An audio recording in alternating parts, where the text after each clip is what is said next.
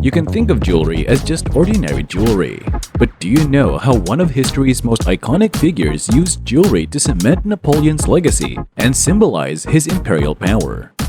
These glittering diamonds, the intricate designs, and the sparkling headpieces that adorned Napoleon Bonaparte and his beloved Empress Josephine.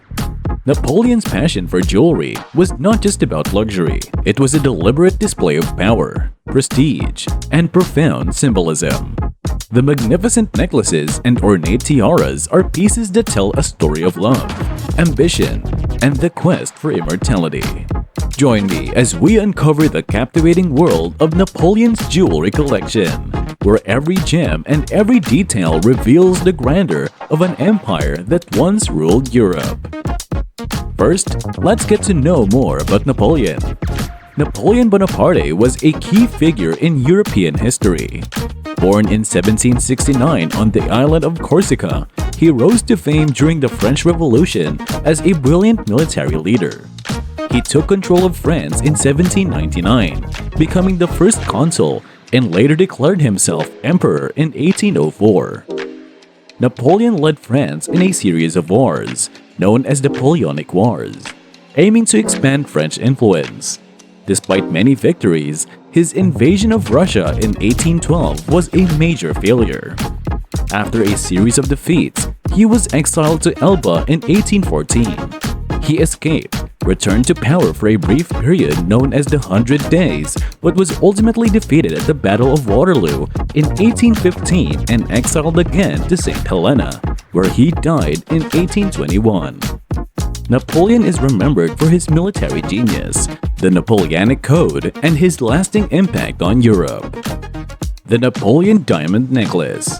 In 1811, Emperor Napoleon showed his love and joy for the birth of his son, Napoleon II, by commissioning a beautiful diamond necklace. This magnificent gift was for his second wife, Marie-Louise, and was created by the talented jeweler Nitot and Sons. The necklace features a stunning mix of silver and gold and is decorated with 234 diamonds, totaling around 263 carats. The centerpiece alone is a 10.4 carat diamond. When Napoleon's reign came to an end in 1814, Marie-Louise returned to her family in Vienna, Austria, bringing all her treasures with her, including this exquisite necklace. The necklace stayed with the Habsburg family for many years. Eventually, it was acquired by Marjorie Merriweather Post, a wealthy American socialite and philanthropist. In 1962, she generously donated this remarkable piece of jewelry to the Smithsonian Institution, where it remains today. Ears of Wheat Tiara. Napoleon loved using symbols in his jewelry, and one of his favorites was the ear of wheat. This symbol stood for prosperity, generosity, rebirth, and peace. The official imperial jeweler, Mason Nitot, often included this design in their pieces, especially for Empress Josephine. Around 1811, the son of Marie Etienne Nitot, who founded what would become the House of Chaumont, crafted a beautiful tiara featuring this motif. The tiara is a masterpiece with 9 intricately designed ears of wheat. It sparkles with over 66 carats of old-cut diamonds set in gold and silver, showcasing exceptional craftsmanship and historical importance. Empress Josephine played a key role in making this tiara fashionable again. She saw it as a symbol of power and authority. Her influence brought back the use of classical designs in jewelry. The sheath of wheat, in particular, became a popular symbol of fertility and a tribute to the timeless elegance of neoclassical era. Marie-Louise Emerald Necklace and Earring Set. The Marie-Louise Emerald Necklace and Earring Set was crafted by Nitot, the emperor's jeweler, specifically for the wedding of Napoleon and Marie-Louise. This stunning set exudes timeless elegance. The necklace features a classical design with 32 emeralds and an array of rose-cut and brilliant-cut diamonds. The accompanying earrings, designed simply yet elegantly, perfectly match the necklace. After the fall of the Habsburg monarchy, like many of Marie-Louise's jewels, the set went into private ownership.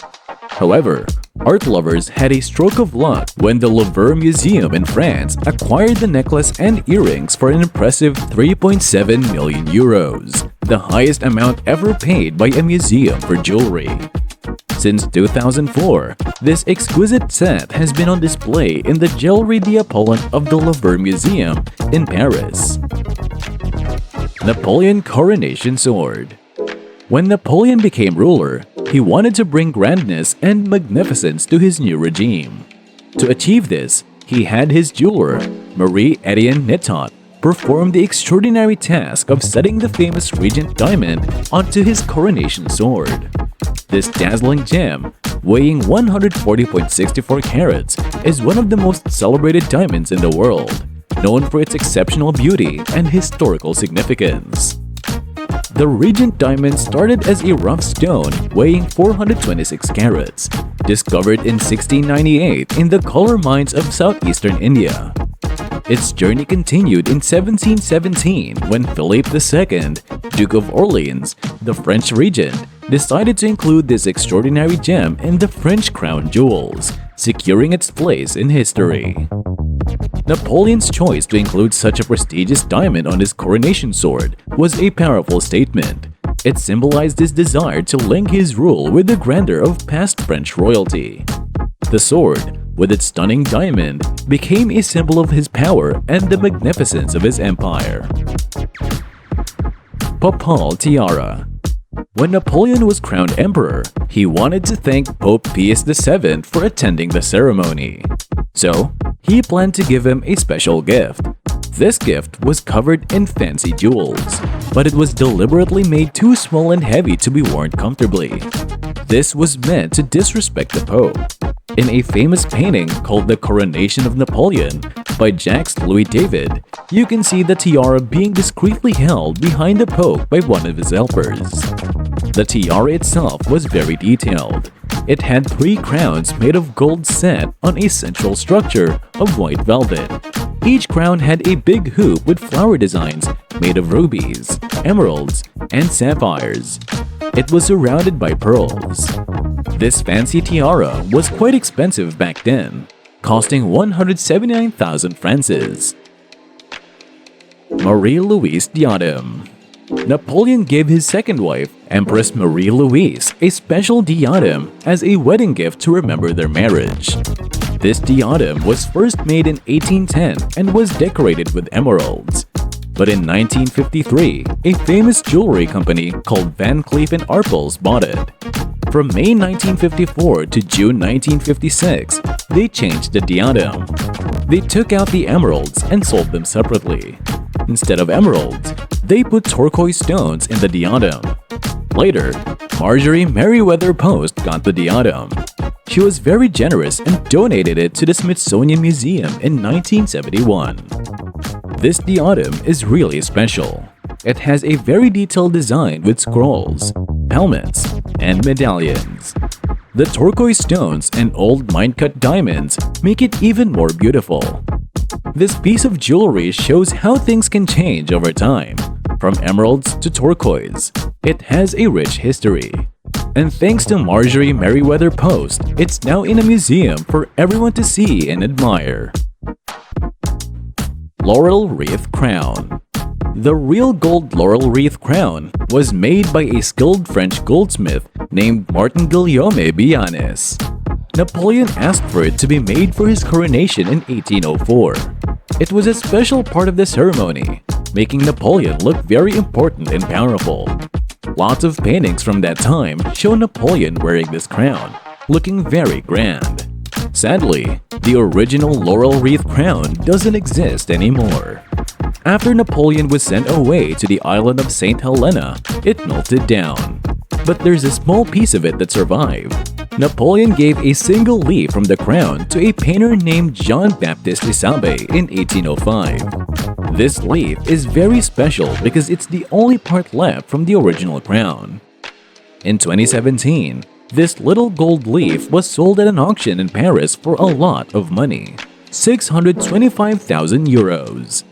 Even though the whole crown is gone, this small leaf reminds us of its history and importance. It's amazing how something so small can hold so much value and tell us a lot about the past.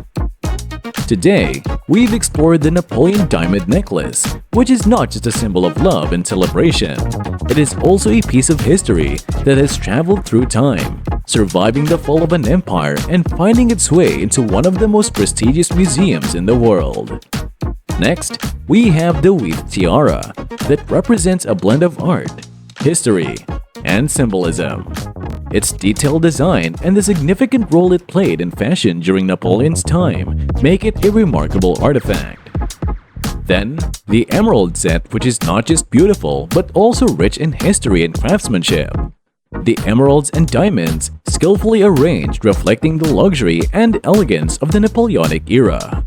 We also explored the coronation sword, papal tiara, Marie-Louise diadem, and the laurel wreath crown.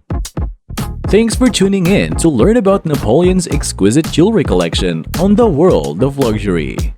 If you enjoyed this video, don't forget to give a thumbs up and hit the subscribe button below for more fascinating historical content. Stay tuned for our next video, where we explore more intriguing stories from history. Until then, keep shining bright.